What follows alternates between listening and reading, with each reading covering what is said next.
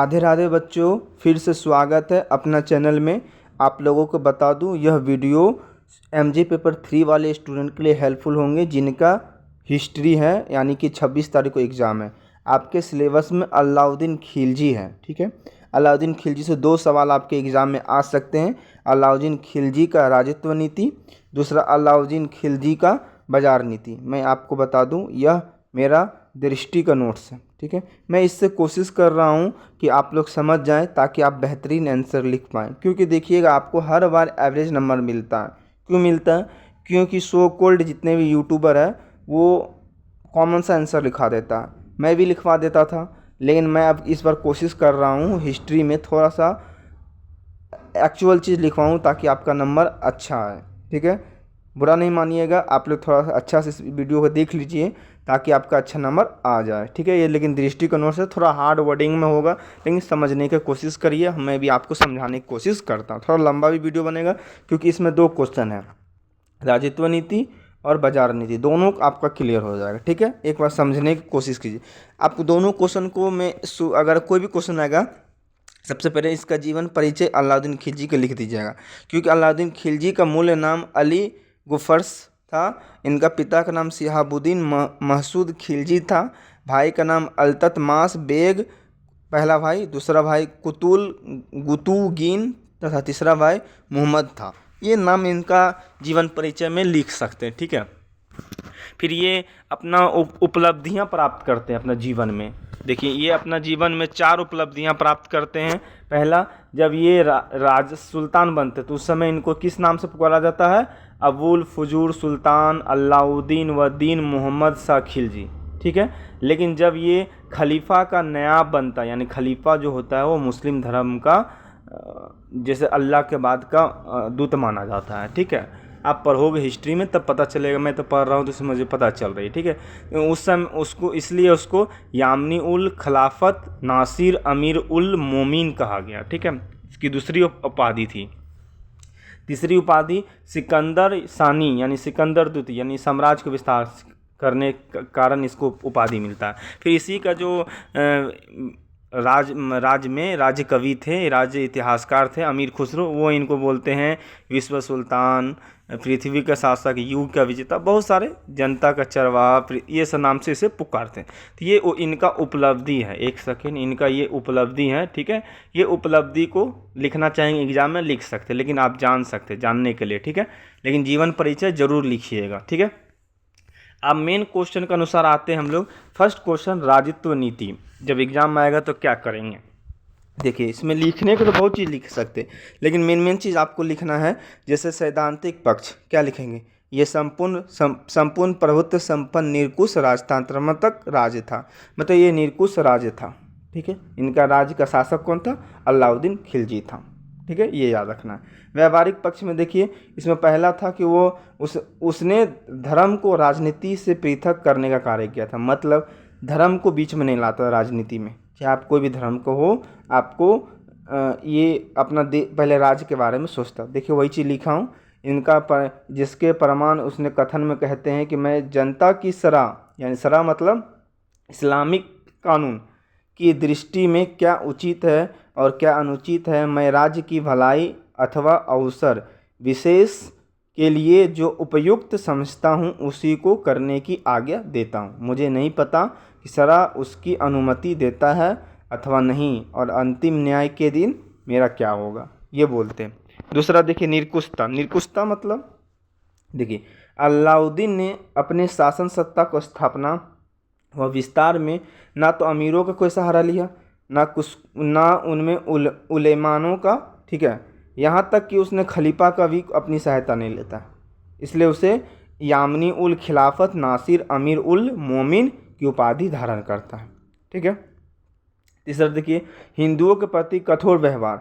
ऐतिहासिक प्रमाणों में अलाउद्दीन के द्वारा हिंदुओं के प्रति कठोर व्यवहार अपनाने के प्रमाण मिलते हैं, मतलब हिंदुओं के साथ वो कठोर व्यवहार अपनाते, जिनका उल्लेख उन्होंने अपनी पुस्तक तारीख ए फिरोज शाही में किया है।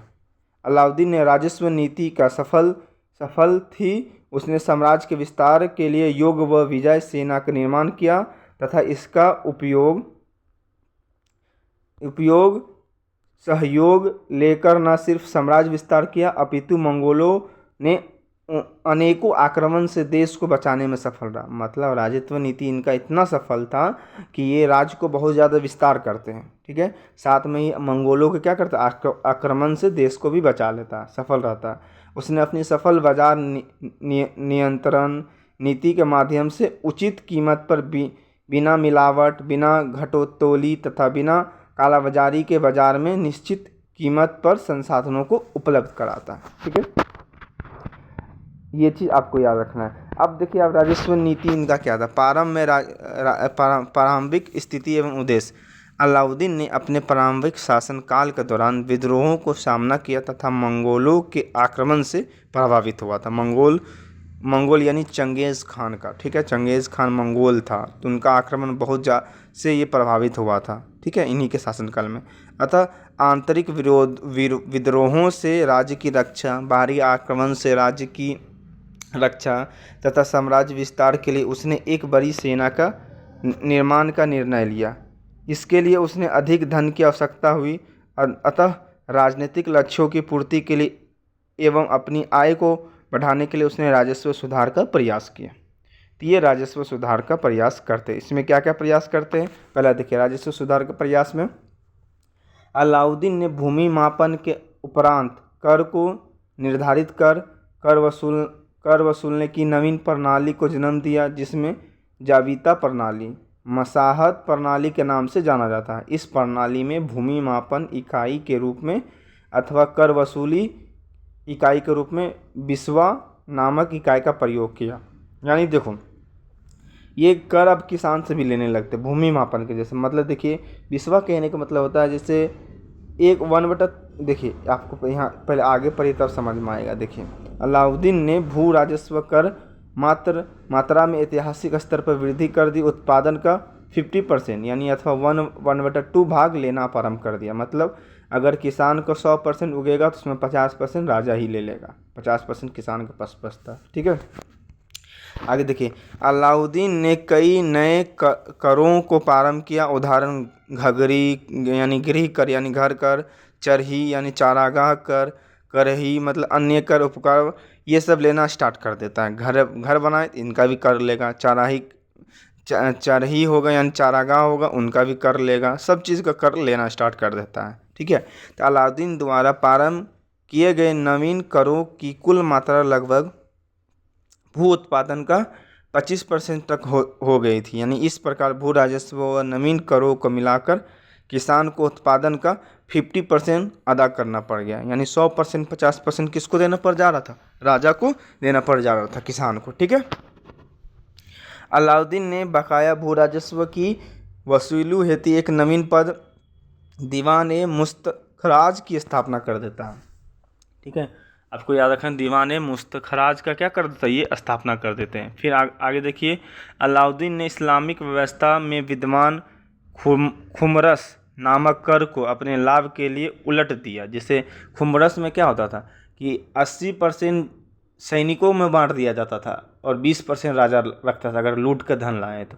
लेकिन ये उल्टा कर देता, 80 खुद रखने लगा, 20% सैनिकों में बांटने लग जाता है, ठीक है। तो इससे क्या होता है, थोड़ा विद्रोह हो जाता है। ये काम इन मोहम्मद बिन तुगलक के अलाउद्दीन के समान ही खुमरस हिस्सेदारी करने लगता है, ठीक है। तो ये इनका हो जाता है राजस्व नीति, राज्य को कैसे चलाना है, ठीक है। राज्य को चलाने के लिए बहुत सारे कर लगा देते हैं, कौन कौन सा कर लगाए वो बता दिए, क्या प्रयास किया, कैसे किया। ये अगर राजस्व नीति आता है तो इतने सारे पॉइंट आपको लिखना है, ठीक है। अब देखिए बात करते हैं इनका बाजार नीति, ठीक है।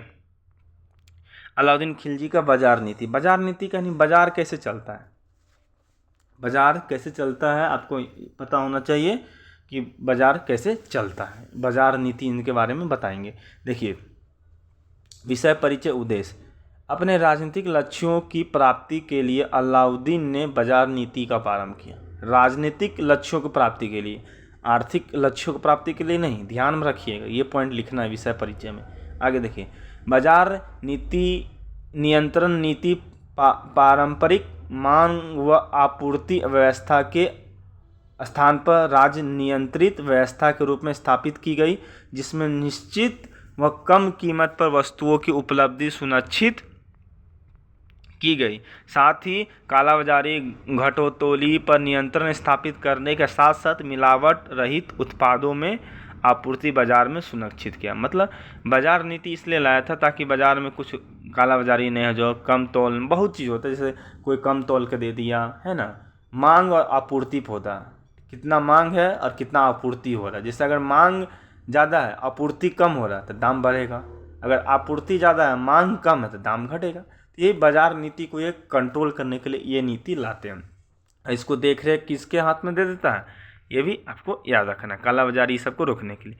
अब ये कैसे इनको चलाते हैं, संगठनात्मक विकास व क्रियात्मक कार्य के अनुसार देखिए। अलाउद्दीन ने एक पृथक व्यापार व वाणिज्य मंत्रालय की स्थापना की, जिससे दीवान-ए-रियासत के नाम दिया गया। इसके अधीन बाजारों की देखरेख हेतु बाजार निरीक्षक अथवा मार्केटिंग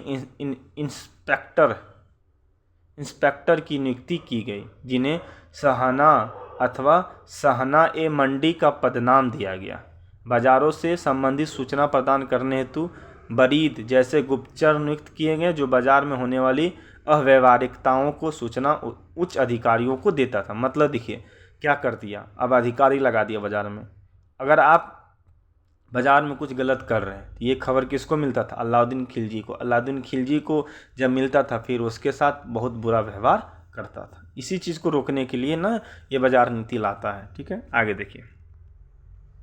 परवाना नवीस नामक पदाधिकारी की नियुक्ति परमिट जारी करने के लिए हेतु की गई। इस प्रकार अलाउद्दीन का वह पहला मध्यकालीन शासक था जिसने राशिंग व्यवस्था प्रारंभ की। ठीक है, राशिंग व्यवस्था ये प्रारंभ कर देता है। ठीक है, बाजारों में क्रय विक्रय होने पर कर की वसूली का कार्यभार मुतसफ़्फ़िक तथा सह नागना जैसे कर्मचारी को देते हैं। और इस प्रकार अलाउद्दीन ने एक व्यवस्थित संगठनात्मक ढांचा स्थापित कर पदाधिकारियों के माध्यम से नियंत्रित बाजार व्यवस्था को प्रारंभ किया। फिर अलाउद्दीन ने एक विशेष गुप्तचर नियुक्त किया जो सीधे अलाउद्दीन को बाजार से संबंधित सूचनाएं उपलब्ध करवाता था। इसका नाम मुन्हीयान था। ठीक है, मुन्हीयान था। मतलब भाई बाजार में जो काला बाजारी है ये सब रोकने के लिए ये बाजार नीति अलाउद्दीन खिलजी लाता। फिर बाजार के जितने भी प्रॉब्लम है उसको सॉल्व करने के लिए ये लाते हैं। ठीक है, अब इनके अनुसार बाजार 4 प्रकार के थे अलाउद्दीन खिलजी के अनुसार। देखिए, पहला था सराय अदल। ये बाजार आयाती सामग्री अथवा राज्य में कम उत्पादित होने वाले सामग्री से संबंधित है। जैसे राज्य में जो कम उत्पादन होगा वो जहाँ बिकेगा उस बाजार को सराय अदल कहेंगे। यहाँ नियंत्रित मात्रा में सामग्री लोगों को उपलब्ध हो पाती थी, जिसकी जिम्मेदारी परवाना नवीस जैसे पदाधिकारी को होता था। जितना ज़रूरत है भाई उतना ही लो, ज़्यादा नहीं लेना है। ठीक है, क्योंकि राज्य में कम है। फिर दूसरा बाजार लगता था अनाज मंडी अथवा खाद्य सामग्री संबंधी, जहाँ पर बाजार में निश्चित कीमत पर बिना घटोली, बिना मिलावट, बिना कालाबाजारी का सामान उपलब्ध होता, जितने खाने पीने के सामान वहीं मिलता था। फिर तीसरा बाजार लगता था पशु व दास बाजार, जहाँ पर पशु और दास बिकते थे। फिर नेक्स्ट उपभोक्ता सामग्री बाजार। इस बाजार में दैनिक उपभोग में संबंधी सामग्री मिलता है, जैसे झाड़ू वाड़ू ये सब सामग्री मिलता है। मतलब ये अपने बाजार को 4 तरह से नियंत्रित करने के लिए 4 प्रकार से ये क्या कर देते, बांट देते, जहाँ पर 4 तरह के सामान मिलते थे। तो अगर ये 2 क्वेश्चन के बारे में लिख दीजिएगा, आपको 100% मार्क्स मिलेंगे। फिर मिलते हैं नेक्स्ट वीडियो में, तब तक के लिए बाय बाय, जय हिंद, जय भारत।